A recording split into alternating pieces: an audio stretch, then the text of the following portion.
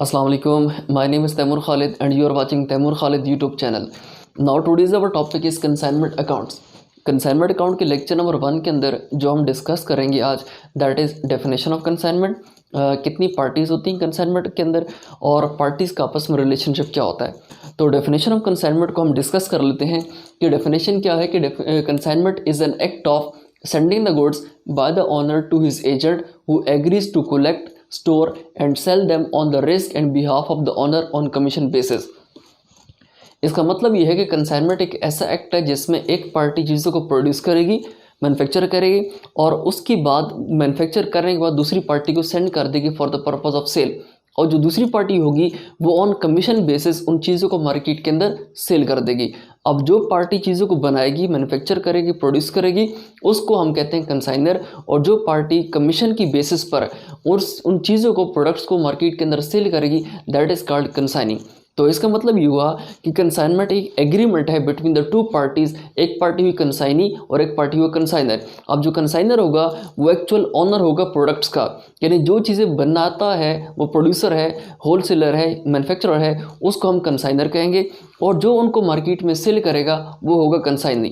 ठीक है। अब जो कंसाइनी है वो एक्चुअली क्या करता है, चीज़ों को कलेक्ट करता है। किससे? कंसाइनर से। तो इसका मतलब ये है कि जो कंसाइनी है वो चीज़ों को कलेक्ट करेगा, स्टोर करेगा और अल्टीमेटली मार्केट के अंदर सेल करेगा। अब जितनी चीज़ें हैं उसके पास एक्चुअल ऑनरशिप किसकी होगी? कंसाइनर की, क्योंकि कंसाइनर को वो सिर्फ और सिर्फ सर्विस प्रोवाइड कर रहा है, तो सर्विस के अगेंस्ट वो उसको कमीशन भी चार्ज कर रहा है। तो इसका मतलब ये हुआ कि जितनी चीज़ें वो मार्केट के अंदर सेल करेगा उनकी बेसिस पर एक फिक्स परसेंटेज के लिहाज से उसको कमीशन दिया जाएगा, जो कि कौन देगा? कंसाइनर। तो जो कमीशन होगा वो कंसाइनी के लिए एज एन इनकम होगी और कंसाइनर के लिए एज अ एक्सपेंस होगा। ठीक है। इसके अलावा जब भी कंसाइनर चीज़ों को सेंड करेगा for the purpose of sale to consignee, तो उन पर वो खुद भी कुछ खर्चा करेगा, तो वो तो अल्टीमेटली खर्चा होगा कंसाइनर का। लेकिन जो कंसाइनी है जब वो चीज़ों को मार्केट में सेल करेगा तो अल्टीमेटली वो भी कुछ ना कुछ एक्सपेंसेस इंकर करेगा। तो जो एक्सपेंसेस कंसाइनी इंकर करता है चीज़ों को मार्केट के अंदर सेल करने पर, वो भी अल्टीमेटली एक्सपेंस किसका होगा? कंसाइनर का होगा। तो इसका मतलब ये है कि जो कंसाइनी है वो चीज़ों का ऑनर नहीं है और कंसाइनर चीज़ों का ऑनर होगा, यानी जो चीज़ें भी बनाता है, जो चीज़ें बनाता है मैन्युफैक्चरर या प्रोड्यूसर है, वही ultimately at the end product का क्या होता है? ऑनर होता है। ठीक है। और जो कंसाइनी होगा वो सिर्फ और सिर्फ एक सर्विस प्रोवाइडर होगा, एक एजेंट होगा, जो क्या करेगा? सर्विस देगा कंसाइनर को, और कंसाइनर की को सर्विस प्रोवाइड करने पर उससे कमीशन चार्ज करेगा। ठीक है। तो इसका मतलब ये है कि कंसाइनमेंट एक ऐसा एक्ट है, एक ऐसा एग्रीमेंट है बिटवीन द टू पार्टीज़, और जो पार्टीज़ हैं वो एक कंसाइनर और दूसरा कंसाइनी। जो कंसाइनर है वो चीज़ों को बनाएगा, प्रोड्यूस करेगा, मैन्युफैक्चर करेगा, और जो कंसाइनी है वो अल्टीमेटली चीज़ों को मार्केट के अंदर सेल करेगा ऑन कमीशन बेसिस। अब इसके बाद ये है कि अगर फॉर एग्जांपल जो कंसाइनी है वो चीज़ों को मार्केट के अंदर सेल करता है और कुछ चीज़ें ऐसी हैं जिनकी अमाउंट रिकवर नहीं होती, तो अल्टीमेटली ये अमाउंट क्या है? ये जो एक्सपेंस है दिस इज़ कॉल्ड बैडेड, क्योंकि अगर कोई अमाउंट आपको रिकवर नहीं होती दैट बिकम्स बैडेड, और बैडेड क्या है? एक इरिकवरेबल अमाउंट होती है, और इसको हम ट्रीट करते हैं nature wise as an expense. तो ये एक्सपेंस भी किसका होगा? ये भी हेडेक किसका होगा? अल्टीमेटली कंसाइनर का। तो मतलब ये है कि जितने एक्सपेंसेस हैं, जितने भी रिस्क हैं, तो हमने बात की किसकी? एक रिस्क की ना, कि on the risk and behalf of owner. तो अगर कंसाइनी कोई भी चीज़ सेल करता है और कोई भी उससे रिस्क एसोसिएटेड है, अब रिस्क क्या हो एसोसिएट हो सकता है? क्या रिस्क एसोसिएट हो सकता है? मोस्टली यही होगा कि अमाउंट रिकवर नहीं होगी, तो जो अमाउंट रिकवर नहीं होगी तो वो भी अल्टीमेटली एक्सपेंस किसका होगा? कंसाइनर का होगा, कंसाइनी का एक्सपेंस नहीं होगा। तो मतलब ये हुआ कि कंसाइनर क्या करेगा? चीज़ों को प्रोड्यूस करेगा, प्रोड्यूस करने के बाद सेंड कर देगा कंसाइनी को for the purpose of sale, और कंसाइनी उस पर खर्चा करेगा मतलब जब भी कंसाइनी सेल करेगा मार्केट में तो उस पर ऑब्वियसली कुछ ना कुछ एक्सपेंसेस होंगे, तो वो एक्सपेंसेस भी किसके होंगे? कंसाइनर के। और अगर कोई अमाउंट बैडेड हो जाती है तो वो भी किसका होगा? एक्सपेंस कंसाइनर का।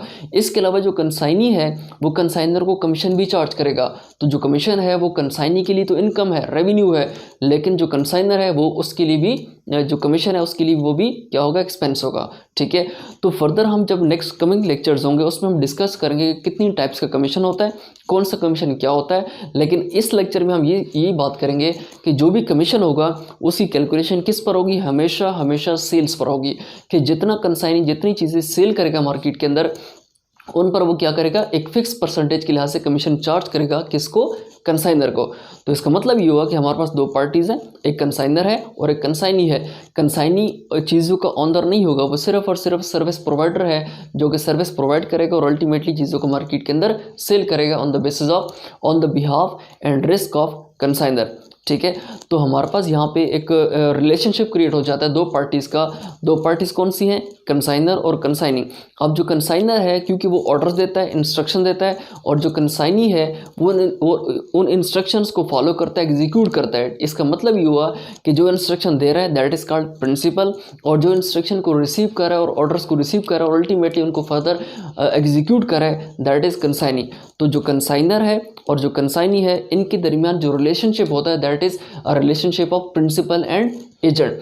तो हमने पहले बात कर ली कि कंसाइनमेंट है क्या। कंसाइनमेंट एक एक्ट है जिसमें एक पार्टी दूसरी पार्टी को चीज़ें सेंड करती है for the purpose of sale, और जो दूसरी पार्टी है वो उन चीज़ों को फर्दर मार्केट में सेल करती है on the risk and behalf of the first party that is consignor. और जो दो पार्टीज़ हैं इनके दरमियान क्या है, रिलेशनशिप क्या होगा, प्रिंसिपल एंड एजेंट का। अब प्रिंसिपल कौन होता है, जो कि ऑर्डर्स देता है, इंस्ट्रक्शन देता है। ठीक है, तो जो कंसाइनर है वो ऑर्डर्स देगा, इंस्ट्रक्शन देगा, किसको, कंसाइनी को। और जो कंसाइनी है वो वो ट्रीट कर रहा है एज एन एजेंट, क्योंकि वो सर्विस प्रोवाइड कर रहा है, एज एन एजेंट है। तो इसका मतलब ये हुआ कि वो क्या करेगा, कमीशन चार्ज करेगा, किसको, कंसाइनी को। तो जो रिलेशनशिप है दोनों पार्टीज़ का that is a sort of agent and principal.